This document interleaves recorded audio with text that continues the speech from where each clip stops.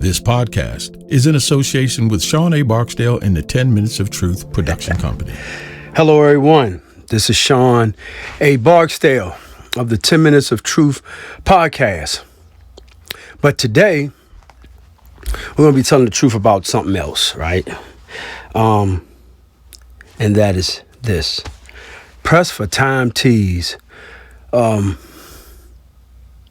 It's so much that I would like to say, I'm going to say, but this is the foundation of everything.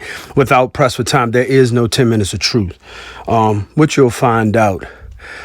Because, it's a lot more eyes and ears on me, Shawn Barksdale, that is, and the brand of Shawn Barksdale, just what last week, man, I went into 3 different time zones in a matter of hours, man, because of what we've been able to do, from VA to LA to New York to Chicago, man. And that's all stems from Press for Time Tees. Press for Time Tees just celebrated its 9th anniversary Sunday. Right. And I had some notes, and I'm going to bounce around. It's going to get a little emotional here and there, but I'm going to try to stay on task and kind of categorize this the way it goes. Right.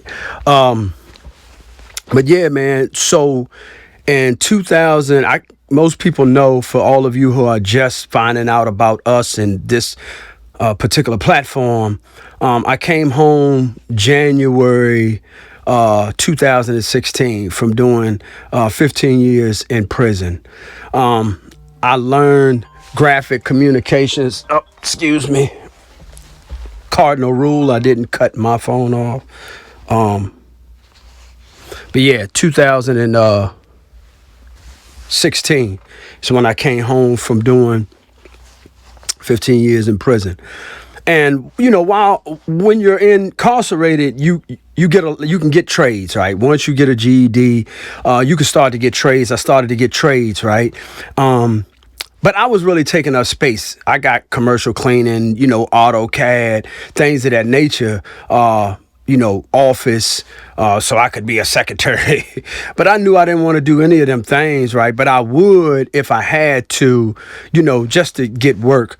The last trade that I received, though, was graphic communications. I learned how to print, but I learned how to industrialize printing, bindery systems. I knew how to, generate and create books and all the way down through being able to put that book into production or on a shelf, right? I knew that whole process from, printing envelopes and newspapers, magazines of that nature. And I loved it.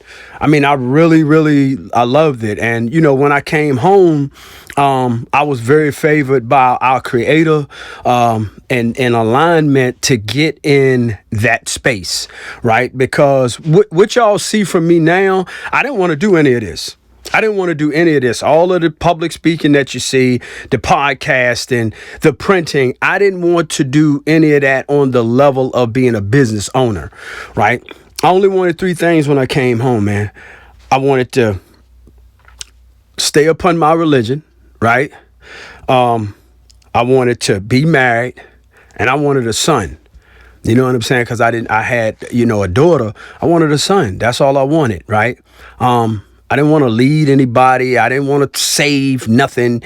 That's all I wanted. And, and as an honorable mention, I wanted a job that I could retire from. And I definitely did not ever want to go back to prison. So I just aligned myself with that. I got those things, which I'll talk about in a little while. I started having children, of course, within 4 months of me being home, being my, wife were pregnant, you know what I'm saying? Which would be my daughter. But I found a really good job in the printing space, right? Some of y'all have heard this before. It was very similar. The setup was very similar to how the prison setup was. That shop at prison. Guy retired from there, and I went right into that space. I loved it. didn't have a supervisor that's over my, a boss that's just over my shoulder every day. I knew how to print. So, I knew production. I knew how that everything went. And I remember I was there for about a year, right? Because I came home and about 3 or 4 months in, that's when I started the job. But I was there about a year, and I remember my supervisor coming back in the back, and he's like, yo, Shawn, we spring cleaning, and everything that we don't want to use, we getting rid of, right? I'm like, okay. I seen a piece of machinery because our high school had shut down its print department, and it had donated like a Hamada, which is a printer, you know what I'm saying? A big printer, that is. Press machine, print machine, that is, and some other things. But it's a piece of machinery that was over in the corner. I had never asked about it. It had never bothered me. I had never bothered it. I asked my supervisor. I was like, well, what about that? He was like, well, we ain't using it. We get rid of that too. I was like, well, what is it? He's like, it's t-shirt making machine. Like, t-shirt making machine. It's like, yeah, it puts images on t-shirts. I was like, well, how much you want for it? He's like, take it. Like, take it away. He's like, take it home, man. Look, I got that joint going to the car. I threw that joint in the car. I got home, and that night, I didn't even know it was called a heat press at the time, right? I looked it up. I Googled, t-shirt making machine. All these machines came up, and I saw the machine that I had, and I saw this guy talking about, making t-shirts and the money that he was making. I just turned to my wife. I said, they gave me a gold mine, and that is one man's trash is another man's treasure, because I saw an opportunity. I didn't know what I wanted to do. And a lot of times, I want y'all to understand, I didn't have a plan. A lot of times people are waiting so much and so, for everything to align perfectly. Once I finish school, I'm going to do this. Once I get a better job, I'm going to do that. Soon as the kids graduate, and sometimes you have to do that, right? But sometimes you just got to jump in. Me, I just knew that I could hustle. You know what I'm saying? That's what I knew, right? So I knew I just loved printing, right? So I didn't know that side to printing and whatnot. So I didn't know anything about business, because mind you, like a lot of guys, they studied that stuff. They knew that what they wanted to do coming out as far as being a business, or, how they wanted to structure their business. I didn't know nothing about no LLC. I didn't know nothing about no EIN or no tax IDs. I didn't know nothing about that stuff. And I didn't even care at the time about it, right? But once I started studying a little more, and I was like, yo, I think I could really do this, right? So I started looking at, okay, well, how do I want to structure it?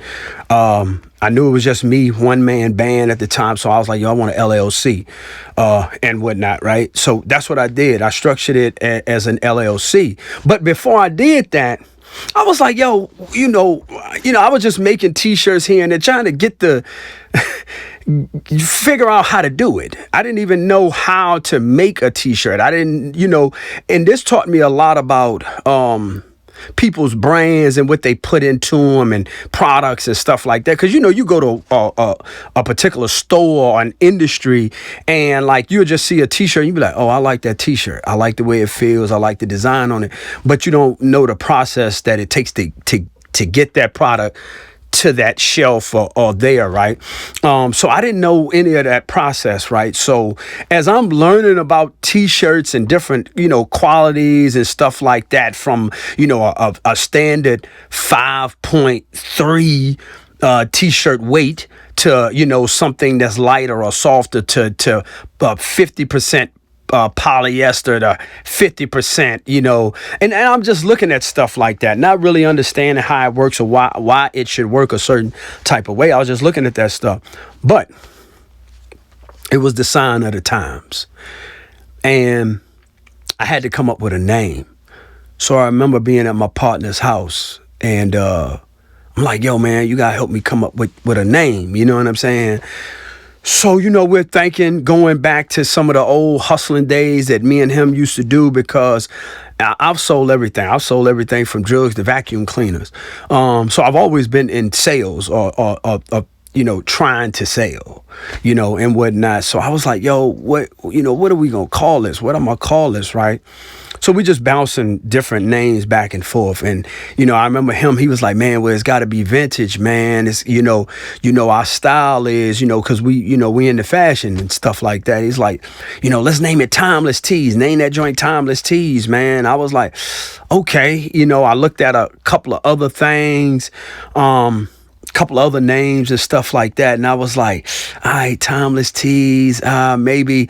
But I was fascinated with time, because me doing time, and not, that's what they call when you're in prison, like, he doing time right now, and time revolves differently. And I had a different look at how time worked, right? Being in that situation. So I was fascinated with time. So I knew it was going to be something dealing with time, right? So I said, okay, I'm in a small rural town. So I said, let me start looking at the major businesses that do this, right? It was a couple of businesses in town. I was looking at people that was going to come in that was doing it at my level. I didn't see anybody that was at the level of me, like, out the house and stuff like that. Now, those that had brick and mortar, meaning they had storefront businesses, I was looking at them, because I knew that when I came in, I was going to come in at a with force. That's what I had planned on doing. So the first thing I did was I went to these shops, right? And when I went to these shops, I was like, can I get 100 T-shirts for a family reunion? They're like, yeah, sure. I was like, in the next 48 hours. And they was like, yeah, right. No, and I'm like, well, when can I get them? And they, some would say, 2 weeks, and some said, the other one said 3 weeks. And, I was like, okay. And I went back and I was like, all right, that's what I'm going to do. I'm going to be really good and really fast. And that was the birth of Press for Time Tees. Because I unfortunately, I understand cultures, right? Different cultures. And a lot of times, people will wait the last minute for stuff. And they still do, especially when it comes to shirts.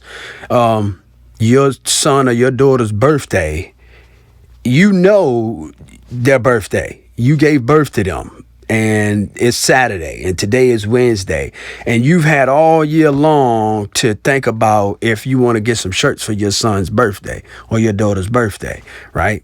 But you'll come to me tomorrow and say, hey, can I get some shirts for Saturday?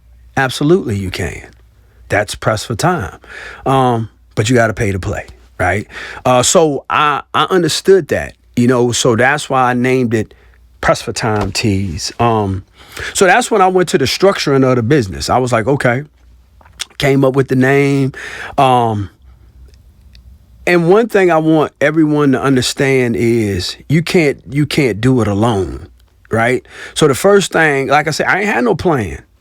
I didn't have no plan. I didn't have no niche. I didn't have who I wanted to serve, why I wanted to serve. I just like printing. I just really liked printing. You know what I'm saying? So I remember I got up one morning. It was about 4:00 in the morning. And I got a tablet. I still had that tablet at home. And I got a pen, and I just started writing down stuff like, why do I want my own business? And I was very specific. I want my own business because I don't want to work for anyone else. When do you want to leave your job? I want to leave my job in 3 years. Where do you want to put the business? Well, I actually would like a brick home with a basement so that I could put the business in the basement. And I just started doing things like that. Who can help me? Why would people help me? and I just started writing out a plan. And for anyone who understands what happens when you put pen to pad, that absolutely does something different, right? And that's what I did. I wrote out everything, and I just started following this step by step. The job that I worked at was a 7-man band. It was 7 of us, right? And I just started watching them, watching how they operated the business, watching how they structured the business, asking certain questions. And I just started going around. Right? One of the things, and I always encourage people that come from prison, and this is not for everybody, it worked for me. When I came home, I didn't get on social media, right? I didn't get on social media until I had filed my paperwork for my LLC. So I filed the paperwork for the LLC August 9th, 2017. I didn't get on social media until December 2017. Yeah, December. And I'll tell you about that. I didn't want a Facebook account, right? I didn't. Because I didn't care what nobody was doing. I didn't, I wasn't that nosy enough to care. I didn't understand it, that whole social media aspect. I wasn't around when it happened, and I just didn't see the need for it on a personal level, right? So I didn't have an account. I didn't have an Instagram account. I didn't have nothing. But as I'm looking at what I want Press for Time to be, I'm like, well, they're telling me I'm going to have to be on social media, right? So I started looking at Instagram. I was like, okay, well, I'm going to go on Instagram. I'm going to be on Instagram, right? I ain't looking at Facebook at all. I'm following, looking at a couple of people, a couple of YouTubes, a couple of Googles, searches and things. I'm like, okay, well, I'm going to make a Press for Time, Google account. Instagram account. When I go to set the account up, because a lot of stuff is trial and error, ladies and gentlemen, I go to set the account up and they're telling me for a business, because I'm trying to set it up as a business. They're trying to tell me as a business, I got to have a Facebook account. I'm like, why? Why do what these two entities got to do with each other? What I come to find out is Mark Zuckerberg, who is the owner of Facebook, had just acquired Instagram. So his genius was taking both of these platforms and emerging them, which was genius, right? That I found out later on, and even now, how it has grown over the last, 9 years that I've been doing business. But I was like, oh man, I gotta have a Facebook account. Okay, all right. So I set up the Instagram account and set up the Facebook account, right? And I'm off to the races, right? I'm trying to learn this process, but I'm making t-shirts. I'm doing little stuff for the family, but I'm putting it out there. I'm putting it out there, right? And the first job, big job that I considered a big job of, a couple of t-shirts for a business, an actual business. I ended up paying the client to do his shirts. Now you'll ask the question like, well, shouldn't they be paying you to do their shirts? Absolutely. However, I butchered the job up so bad, I ended up paying, to do the shirts. So what that process was like this, and this is the actual person who helped me set up the LLC. I knew his wife, and I was telling his wife, look, I'm going into business, she owned a business herself. And I was like, listen, you need something, done. I said, but I'm trying to structure it. She's like, look, my husband can help you with that. You know what I'm saying? And whatnot. And matter of fact, we just had her on the 10 Minutes of Truth and our branch company, Conversations That Change Lives, for Cynthia Williams, and her husband. they helped me structure the business, and that's why, I'm so grateful for them and for him, because I mean he helped me set that up. I didn't know anything. Like I said, I didn't know structure. I didn't know what an EIN was, and he was like, "Look, this is how your tax ID works. This is how you'll be able to connect to vendors and things of that nature." So one of the lessons I want y'all to understand is, man, when you try to help yourself, people will help you. The world will try to tell you right now that everybody, the propaganda is everybody's evil. Nobody cares about, anybody. That's not true. I move around a lot, and I don't witness a lot of, hate, but I don't give out hate. You know what I'm saying? So, my atmosphere is a little different. And I'm not saying that it's not out there. We see it, but that's all we're seeing. You know what I'm saying? It's some good and great people out here, man, that'll help you. And they were one of the people that helped me, So anyway, he's like, "Look, I got this trucking company, man, can you make me some shirts?" Right? I like to take and put my, truck on the back of the shirt, and I'd like to, put my name on the front. I'm like, "Yeah, sure." You know what I'm saying? Now, I had never done anything like this. And, when they hear this story, they're going to be like, "Oh, man." You know what I'm saying? Because this is the first time I'm telling a story like this, right? So I'm like, "Okay, cool," right? I done, talk my way up on some money or some business, right? So I think he did like 5-10 shirts, something like that. And so I got to design, I got to take a picture of the truck. I got to design it. Now, mind you, it's no AI back then. They had a few platforms that, what I'm saying, Photoshop and things of that nature. Nothing like we have now, though. And I had learned how to use those tools, but I didn't have a screen print setup at the time, right? Because you got to think, DTF is something very new, digital to film, and everybody has jumped in the game with digital to film, which we talk about later. But back then you had vinyl, screen print, things of that nature, right? Mostly screen print for, bigger jobs and things of that nature. I didn't have no money. They had gave me this equipment to even press the shirt. I had acquired, once I understood how like the level that I was going to be able to print at, I went and bought me a vinyl cutter to, be able to cut out vinyl and, press shirts and stuff like that. But I ain't had no $6,000 for no. So I'm like, okay, how I'm gonna do these shirts, right? Because I ain't got the money. So I'm trying to figure out, I'm looking around, I'm Googling, and I come across this dude. And this dude tells me about this company. I'm seeing him on YouTube talk about this company that do screen printed transfers, right? I'm like, okay, so I don't have to be able to screen print. I have to be able to. So anyway, I go online, I look at the company, right? Company saved my life.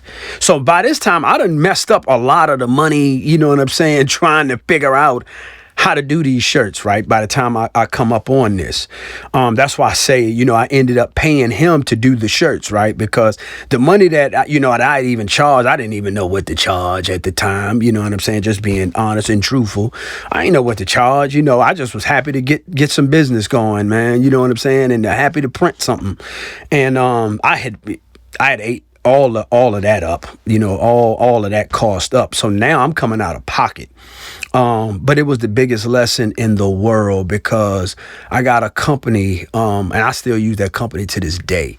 And, the shirts came out beautifully, when I took them to them, and that's when, I really was like, okay, I got something, I got something, man.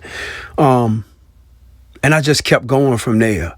I just kept going. I just kept trying to, because I understood from before prison, but I understood relationships differently before prison. But in prison, I understood how to build relationships. And I started building relationships. So with Press for Time, I really started building relationships, because the first tagline was, how did it go? It was you pay for the service, the love is for free. And then I changed it because I started doing a lot of memorial T-shirts, which I'll tell y'all about. I started doing a lot of memorial T-shirts during COVID. When people started passing away, and I told you I was gonna jump around a little bit. This is one of them pieces, but I changed that tagline, that log line, to we don't make T-shirts, we make memories, right? Because what started happening was these relationships that I started leveraging. I started making every single client feel like I didn't have any other clients. And I used to stand on my feet for 8 hours at my job. 8 hours, because as a printer, ain't no sitting down. You moving around, you printing. So you're standing up. Besides the 30-minute break, you're up on your feet all day. And a lot of people don't know I have arthritis in my ankles that I've had since I was 14 years old, right? Which means that if I stand for a period of time, and I start standing for too long, what happens is it feels like someone takes a syringe, right? And they fill it up with cement and they pump it into my ankle bone and it hardens. That's what it feels like. And I would stand for that job for 8 hours. And I would come home with 2 little babies crying.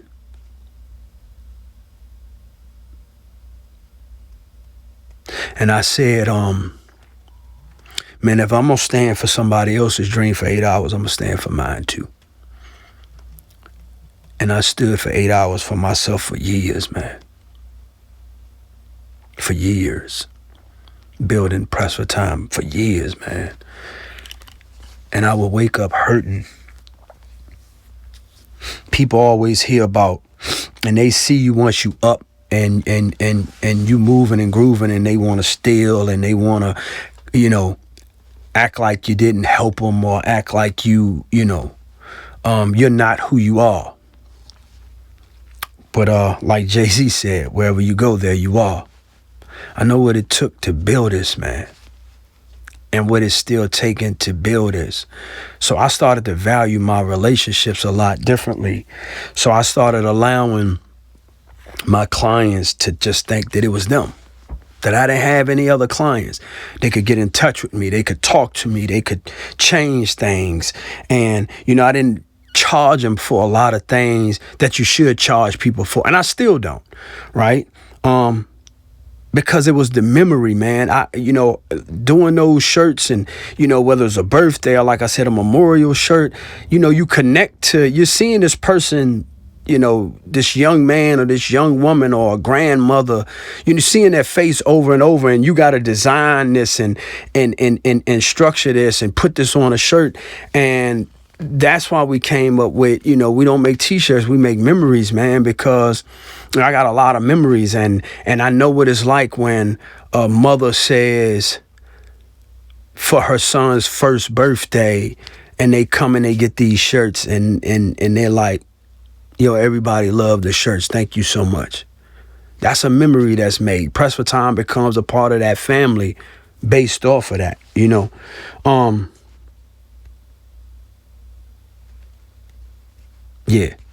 Yeah, man. So, what's an influencer? When I came home, people were talking about influencers, online. Like I said, when I got online, I'm really green, because for one, I don't know about social media, and then I don't know about business and social media, because I knew I had a transferable skill because I used to hustle. And like I said, I've hustled everything from candy to everything, right? I've sold a lot of stuff. And, but it was a new world for me. So I was like, yo, what's an influencer? So what I'm finding out is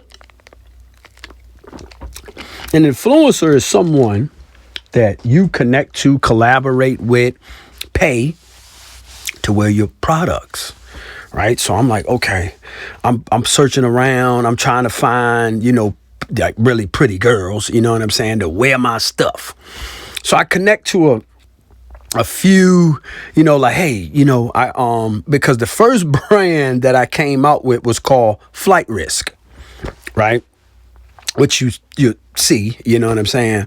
But I took the word flight risk, and on the K, I put airplane wings, right?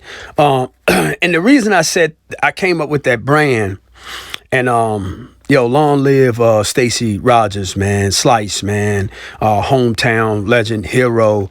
I went to him for a lot of business advice. Man.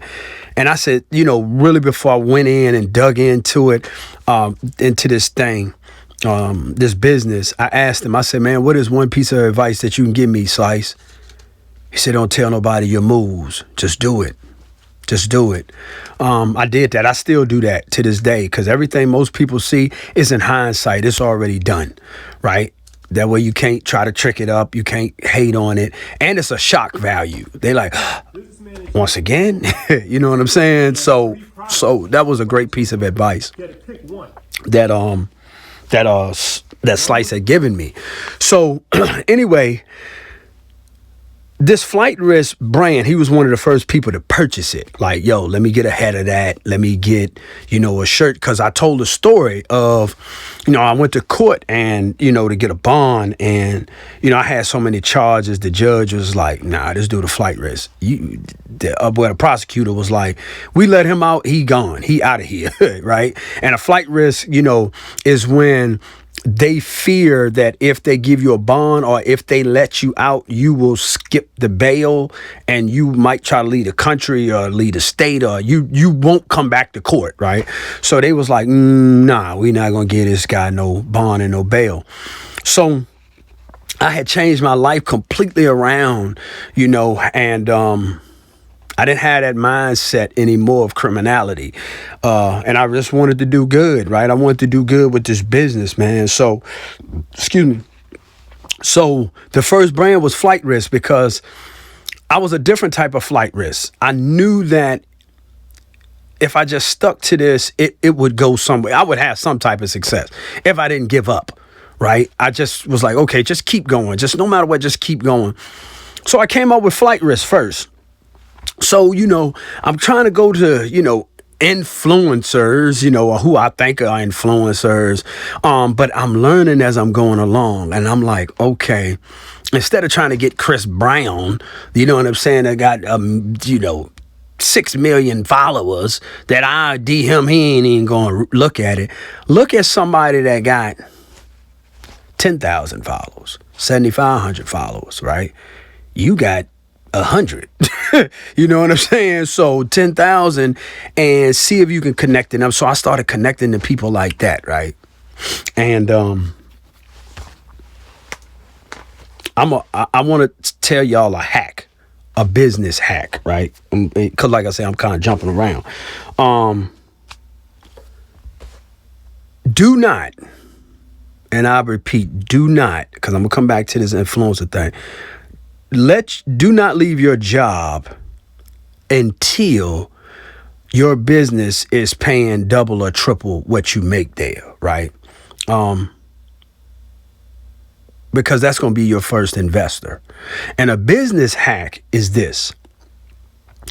Once I started like really getting into this thing, like really started to print, I needed to get more education.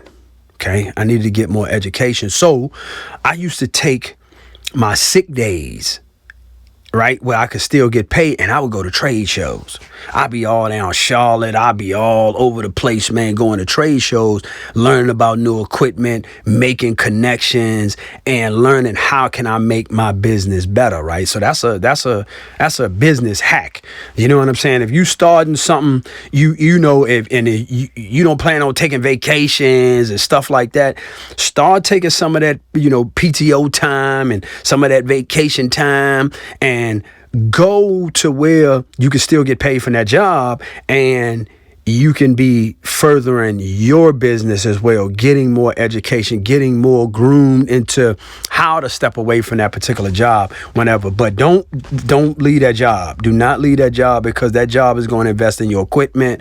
It's going to, it's going to be your financial backing versus like, I'm going to just, quit this and I pull my 401k and I'm on my way. You know how many people I know have flopped like that?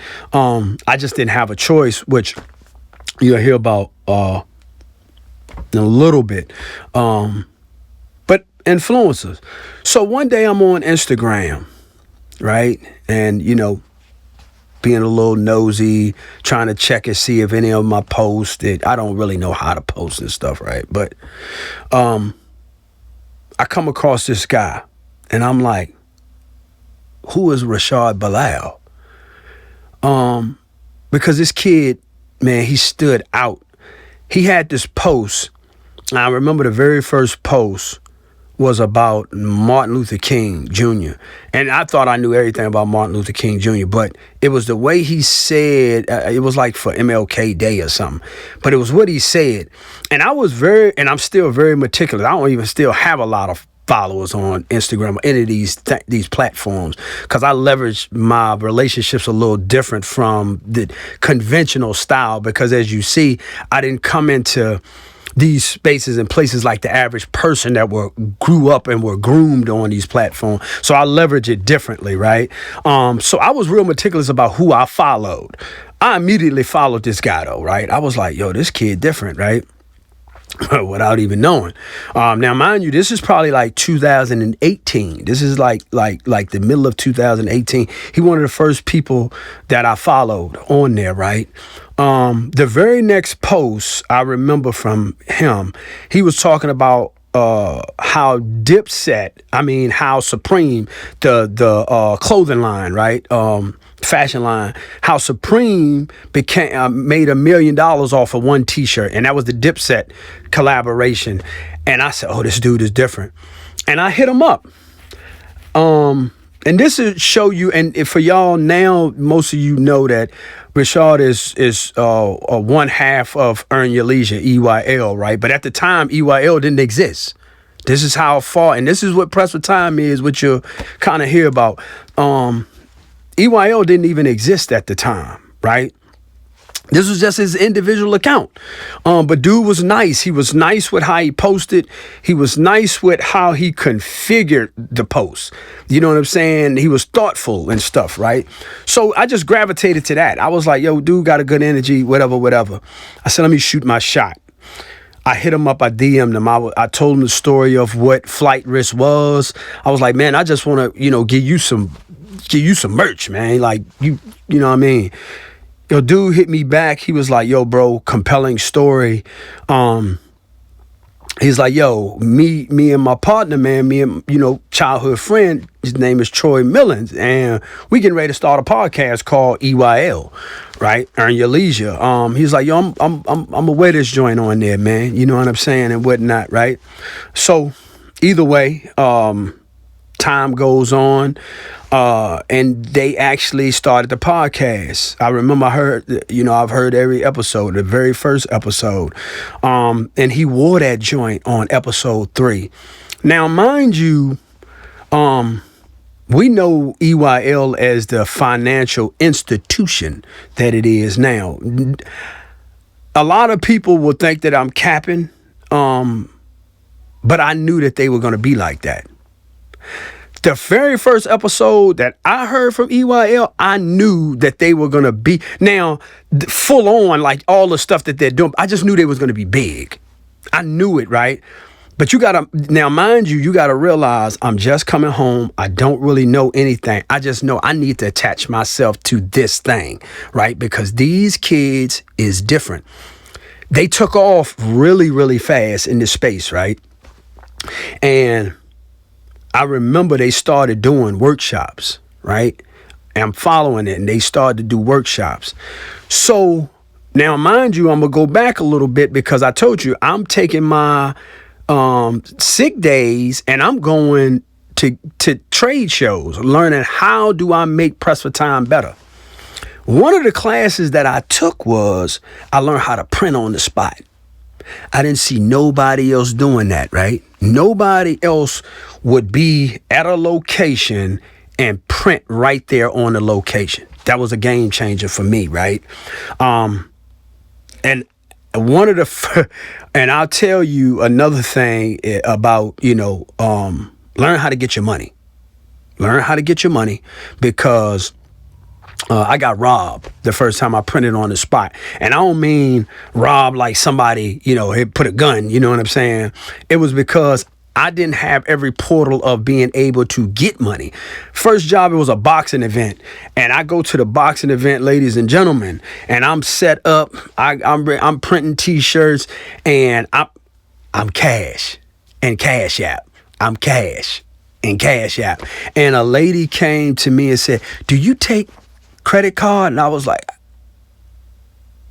"No, I don't." She was like, "Well, I don't have cash." And the rest of that day, people were coming to me and they were saying, "I got a credit card, got a credit card." Man, I lost about $300. I made some good money, but I lost about $300 because I couldn't capture every transaction that came to me. The next day, though, I had Square, Chime, I had Apple Pay. I had it, everything. Anyway, right now, any way that you want to pay Press for Time, I can get the money.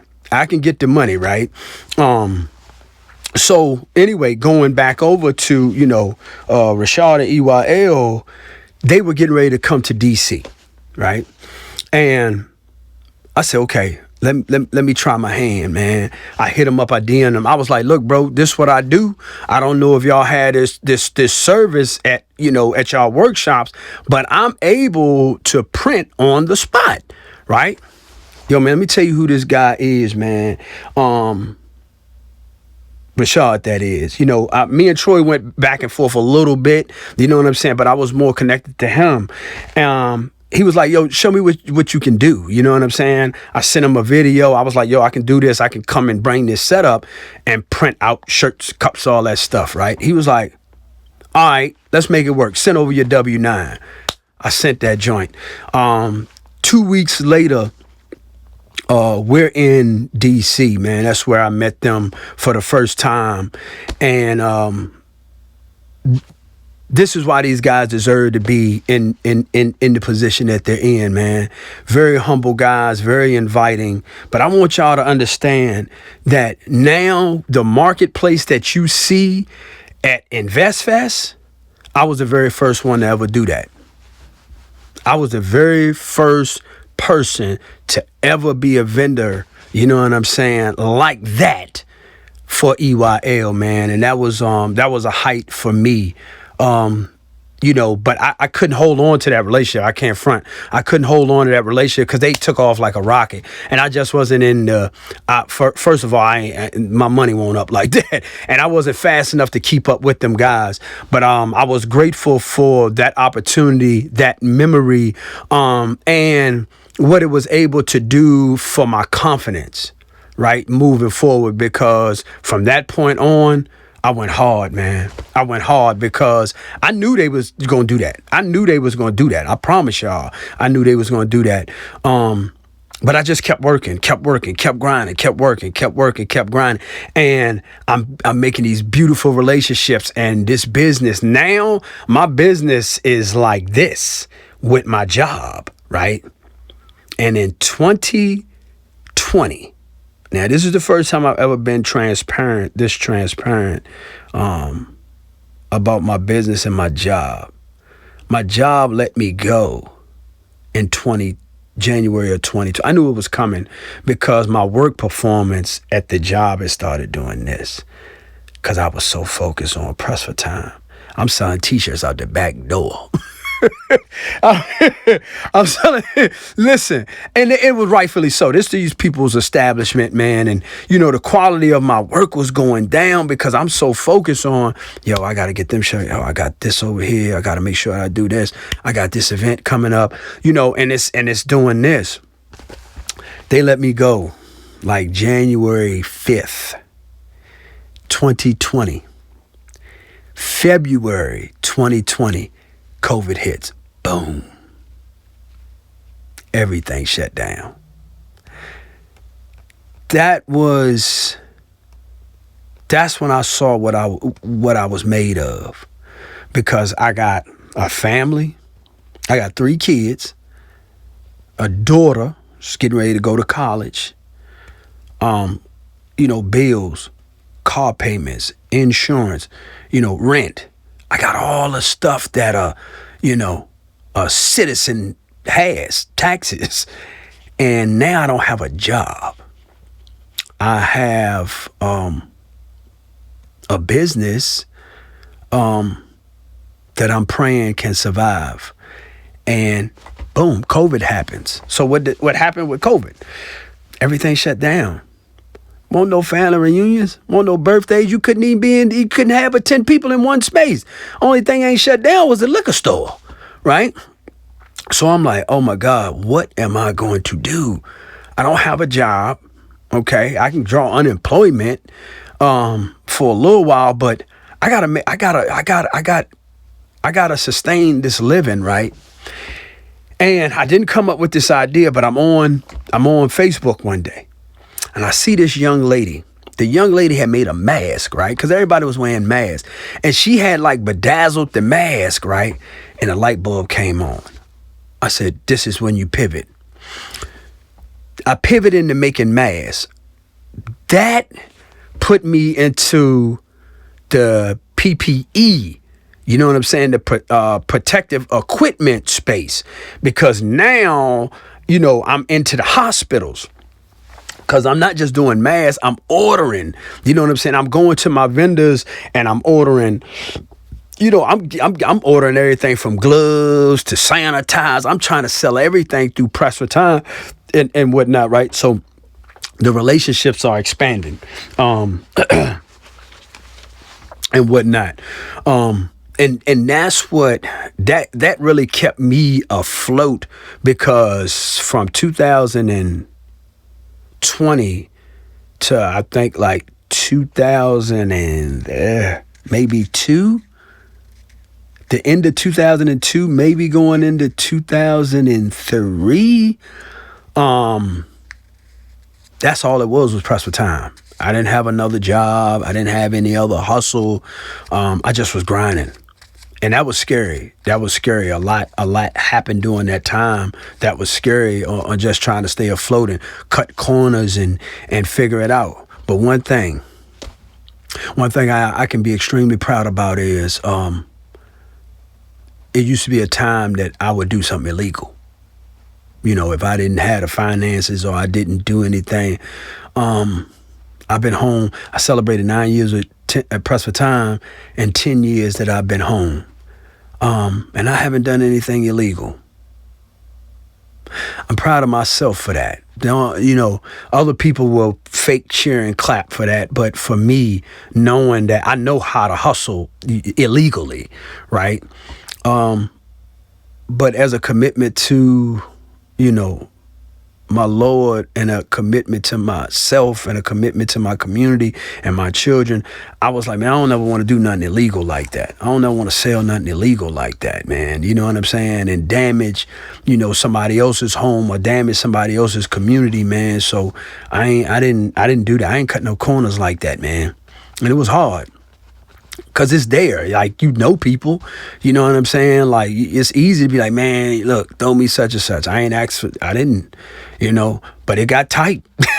It got tight, man. It got real tight. And when that money funny, man, relationships don't be there.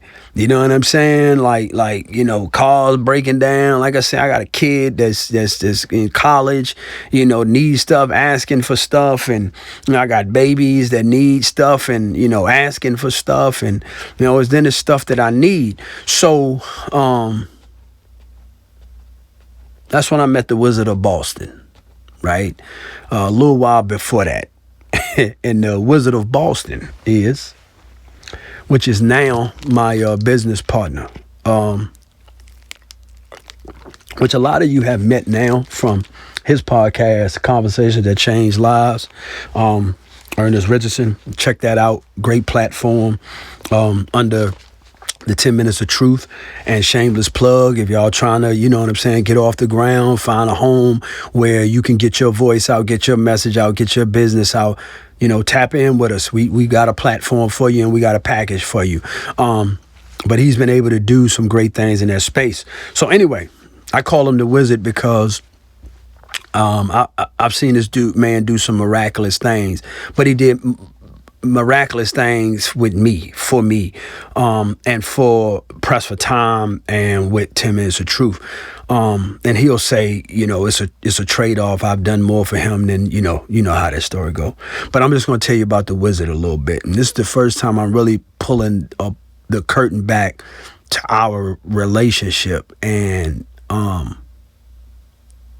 I absolutely would not be the individual I am without him. You know what I'm saying? And without what he did as far as teaching me about business and teaching me how to succeed in a small rural town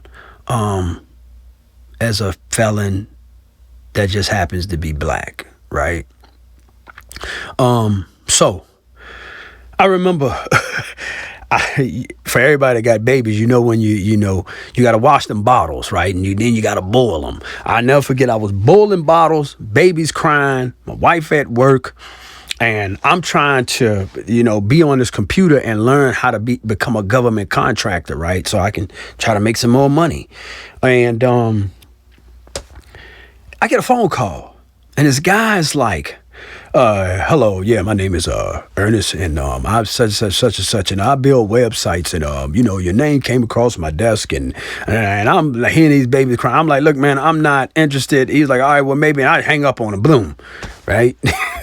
So about a year later, this was before COVID, you know what I'm saying? Before COVID, I met him actually before Rashad from EYL, and how I met him was because another client of mine that I was doing something for had said, look, I got these young ladies and they're trying to start a business. They want shirts, they want a website, they want this, that, and the third, they want all this stuff done, right? So I knew I didn't do websites, but of course do business. I'm like, all right, I'm first rule of business is never say you can't do something. All right. Figure it out. Subcontract it. Right. Don't never say you can't do it though. Right. Figure it out. So when they said, yeah, I'm like, yep, I can do all of that. Right. I couldn't do but 2 out of the 8. You know what I'm saying? But I knew I was going to subcontract it. Right. So I was like, okay, website, man, who do a website? So went to another friend of mine. I was like, yo, remember the guy that did your website? And she was like, yeah. She was like, oh, you talking about something? I said, yeah, plug me in with him, right? So she like, okay, but listen, tell you something about this guy. Don't tell him you're going to do something and you don't do it, because he's really fast. And when he built his website, he going to be expecting that money, right? I'm like, all right, cool. So she gives me his number, right? Listen, when I got on the phone with the wizard, I had never heard nobody that intelligent besides my father and this other guy I met in prison, right? I met a lot of smart guys, a lot of intelligent people, right? That knew how the gift, and he and I will say the gift of gab is the skill set of communication. That's what they call gift of gab, but it's a skill set of communicate, how you communicate, right? And his skill set was so proficient on the phone. I said, yo, I ain't even gonna get in the way of your money, bruh. Like, cause I'm thinking, okay, what you charge for the website? Oh, you charge, all right, this what you charge. I'm gonna go ahead and tack on this to it so I can make some money. I was like, oh, I ain't even gonna get in the way of this dude money. I was like, look, bruh, I ain't gonna get in the way of your money. You know what I'm saying? He's like, all right, I appreciate it. Boom. The deal went very sideways with the young ladies, you know what I'm saying? But me and him stayed in the pocket. Plus, he's a hustler. So he came to me. He like, I called you like a year ago. I was like, really? He was like, yeah. I was like, oh, that was you. I was like, yeah, the babies and da-da-da. He's like, yeah, man. He was like, do you got a website? I was like, nah, I still don't have one. He was like, look, man, let me build you a website and consult you, right?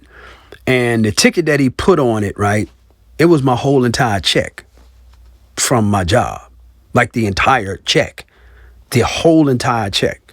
Now, mind you, I got babies, I got bills, I don't have no real savings because that job is really like a check to check job. You know what I'm saying? Like for real. You know, I'm just trying to do this thing with the t-shirts and all that stuff, right? So I didn't try to talk him down because, you know, I understood I don't want nobody to talk me down out of no $20 t-shirt. You know what I'm saying? So I ain't try to talk him down. I was like, all right. And I knew he was good. I knew he was good at what he did. And I said, okay, bro. I said, I'll meet you. I'll meet you behind the building where I work at. And I gave this dude my whole check. And I told him, I said, listen, this is my whole check, bro. I'm going to have to argue with my wife about why I might not have money. You got to do what you say you're going to do for me, man. And you're saying that you can, you know, not make me a rock star, but you can make me proficient enough that I can get some good business, right? And he didn't lie to me. He did that. I mean, you know, 100 times over. Because like I said, we're business partners now on the podcast side, right? But he saved me from a lot of mistakes. So I want you guys to know, man, don't go at it alone, man. Don't try to think that you're just going to learn everything from YouTube or you're just going to read everything. You need people that have skill sets that you don't have. You need people that are very proficient at the things you cannot do. And you got to be coachable. You really got to be coachable, man. You really got to be able to listen. Even when it's stuff that you think that you know, listen anyway, because a different perspective may give you a different outlook on how to achieve stuff. And we went on a ride. We've been on a ride. Man, I started really putting myself, because I knew that I had to be places. Like me going, I'm like going to places, right? And he was the first person that taught me what a lost leader was, right? And he was like, Shawn, you're going to have to, you know, make a couple of shirts and take them with you to that spot. And I ain't had the money. I didn't have no money to be giving nothing away, but that's what sacrifice looked like. You know, when you look at individuals, you know, when you look at the who you deem successful, right? Whoever that person may be. And it may look like it was overnight, because like now people are looking at me or looking at what's, and they like, man, this dude came out of nowhere. I did not. It's been a continuous grind. And then it looks like it just happened overnight. But I would do that, man. I would go places, I would go to events, and I would, look, I got something for you. I got a shirt for you. I would, you know, and I would make these connections, man. And like I said, when you know, when things started to open back up after COVID, that's when we started the podcast and stuff like that. But I was steady going. I never stopped, because now I'm in the space with the hospitals, because the hospitals, another thing that if you can fix a problem, right? And I think that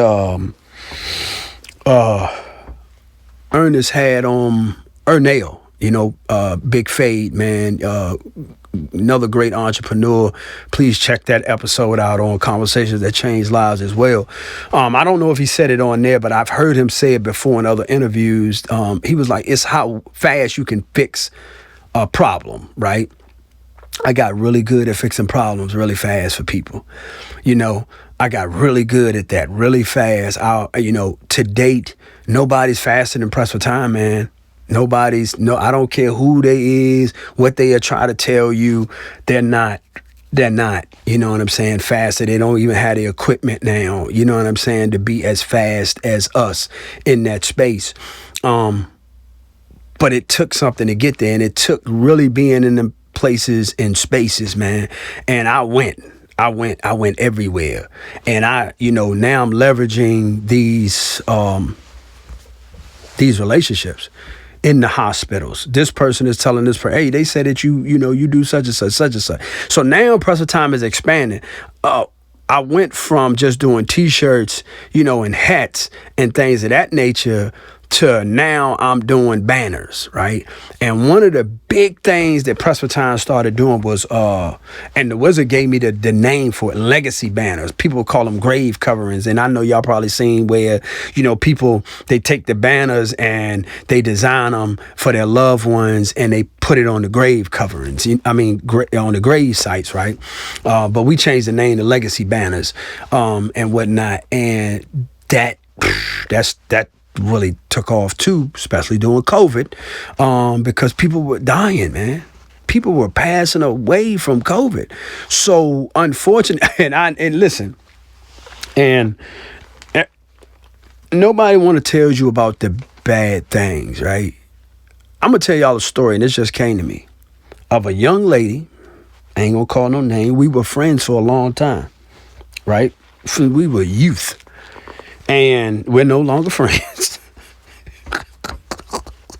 This is why. Someone had passed away. A family member had passed away. And of course, I'm always sympathetic and empathetic to people's situations, but I'm here to make money, right? And I want y'all to understand that an LLC means I'm here to make money. I'm not a nonprofit. And I'll talk about the difference between that in just a minute, and what Press for Time Tees has done in that space. But I'm here for a profit, while trying to help with a problem that you may have. So I asked, listen, if there's anything you need, right, let me know. So, she goes on to say, look, I need a couple of big posters and boom, you know what I'm saying, and whatnot, right? So I'm like, okay, cool. So I tell her, like, okay, it's now, mind you, especially it's somebody that I know, right? And for what it's for. This is for memorial. It's an extreme discount, bro. It's an extreme discount. So she got mad. She was like, yo, you know what I'm saying? Like, I thought you was just going to get them to me. You know what I mean? I was like, ooh, no. And not that I couldn't at the time. It's because I understand business in the frame of everybody gossiping about nothing. So they definitely going to gossip about business, right? So if I do that free for you, and you go over there and be like, yeah, I got these from Shawn, and yeah, he gave them to me.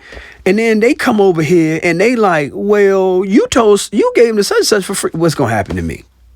What's going to happen to me? Now I got this big debacle, and now, people like, oh man, don't mess with dudes. So I don't do free. You know what I'm saying? I charge my family. You know what I mean? Like because I'm here, for business, right? So anyway, oh man, she was highly upset. You know what she called me, yo, online, on Facebook? She called me an ambulance chaser. She's like, yo, this dude, she ain't call my name though, right? But me and her knew. She was like, yo, this dude chasing ambulances and all this. I was like, yo, that's crazy, bro. You know what I'm saying? But I tell y'all that because it's a lot of ups and downs, man, and you're not going to please everybody. So when you go in it, go into business, man, and go into your thing with a level head of knowing that you're not going to please everybody, but go in with a really good product. Go in with a really good product. You know what I'm saying? And that was my thing of I wanted people to say, it's people right now, it's people right now that I see, and they have T-shirts. They might be in a store, I'll see them, and they'll have a T-shirt on from 8 years ago, 7 years ago, 6 years ago. You know what I'm saying? And you can tell that it's older, but that shirt's still holding up. I wanted to have a really good product that I could get to you really fast. That was Press for Time. That is Press for Time. And I did that. And which brings me to structure, once again, of business. Because I want to talk about what 10 minutes of, Press for Time Tees has done in the space for returning citizens, right? And in Virginia, a returning citizen is someone who, is coming back into the community from incarceration. And I want to preface it with, because if I don't tell the story, ain't nobody going to tell the story. And ain't nobody going to tell it for me. You know what I'm saying? And if they do, they ain't going to tell it. They might not be truthful about it. if you in Virginia and abroad now, right, and you have seen, been connected to, especially returning citizen, you done borrowed something from us. You done borrowed something from Shawn A. Barksdale, Press for Time Tees, 10 Minutes of Truth, this framework, you done borrowed from it. If you in any type of business, if you in any type of anything, right? Because mind you, I didn't want to do any of this. I didn't want to do none of this. That's why we move and grew the way that we do now, is because I didn't want to do it for money. I didn't want to do it. You know what I'm saying? I just like printing, right? And then once I structured that, so I need people to understand, because I do a lot, man. I do a lot of stuff. I started printing for all the justice reform groups. Y'all got to realize I done printed for NASA. I done printed for NASCAR. I've printed for the ACLU, Legal Women Voters. Man, if you have a nonprofit in Virginia, it's only a few of them I ain't printed for. I haven't printed for. But what I need y'all to understand is I'm an LLC. I'm here for the money, right? The love is going to come with that. And I do a lot with that, but I don't think people understand what Press for Time Tees has been able to do in this space, man. You know what I'm saying? As far as how people looked at us as business people, men or women, right? I ain't see a lot of people before me doing it at that level or doing it at that height. I seen a lot of people come out, and there's no slight to organizations and 501c3. I didn't come with no program.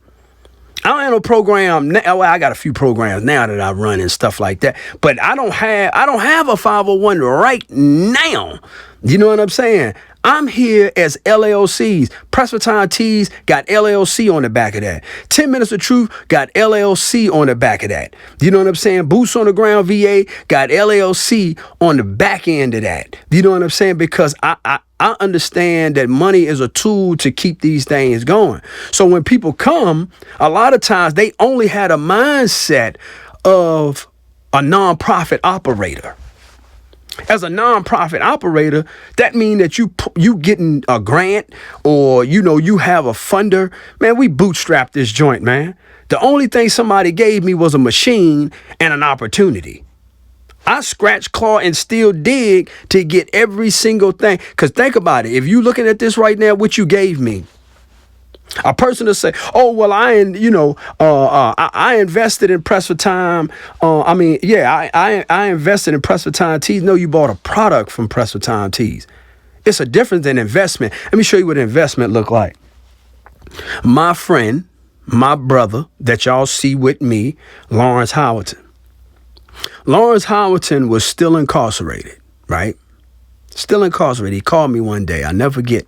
I'm in my car. And he said, man, I'm sending you $500. I'm like, for what? You know what I'm saying? Because I knew he won't into nothing crazy. You know what I'm saying? I was like, for what? He was like, just to help out with your business, man. I was like, what?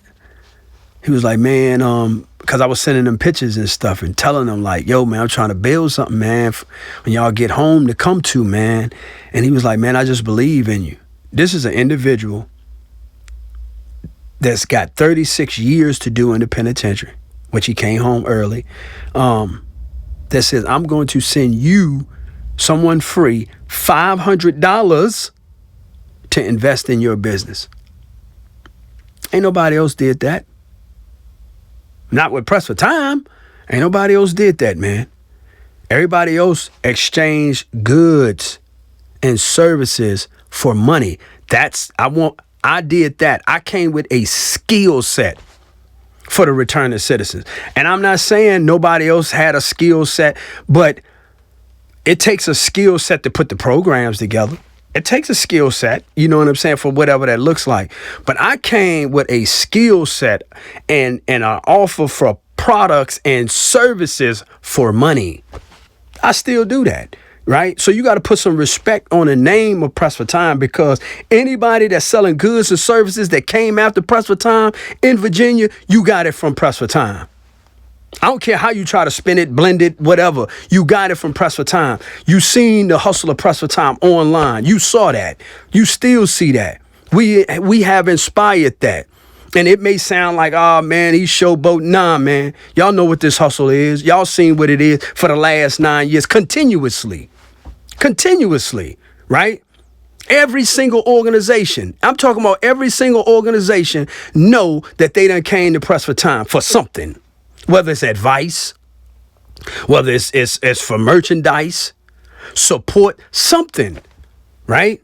And that has to be said because Press for Time deserves that. I gotta tell that for this entity, man.